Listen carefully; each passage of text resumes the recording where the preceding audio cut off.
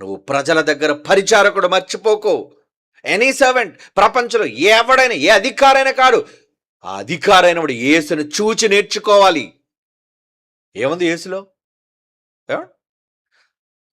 ఒక గిన్నెతో నీళ్లు పట్టుకొని, ఒక తువాలు తన నడుము కట్టుకొని ప్రతి శిష్యుడు చిన్నాడు తన దగ్గర జ్ఞానం నేర్చుకున్న వాడి దగ్గరికి వెళ్ళి తన పాదాలను పళ్ళెంలో ఉంచి తన స్వహస్తాలతో వాళ్ళ పాదాలను కడిగిన గొప్ప నాయకుడండి యేసుప్రభు.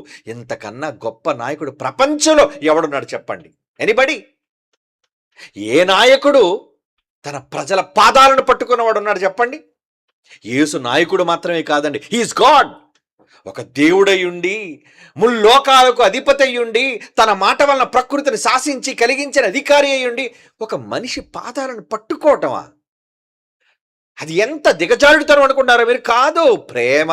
అందులో లవ్, క్షమ ఉంది, ప్రేమ ఉందండి. అదండి ఆయన అధికారంలోని గొప్పతనం. యేసుప్రభు అధికారం కలిగిన వాడు. భూమి మీదకి రాకముందు అధికారమే, భూమిని విడిచిన తరువాత ఆయన అధికారమే. మరి అలాంటి అధికారం కలిగిన వ్యక్తి ఏం అవసరం చెప్పండి పాదాలు పట్టుకోవటం? సేవ అంటే అది.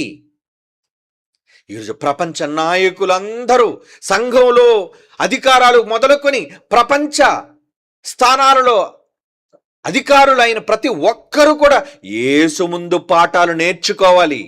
నాయకుడంటే ఇలా ఉండాలని.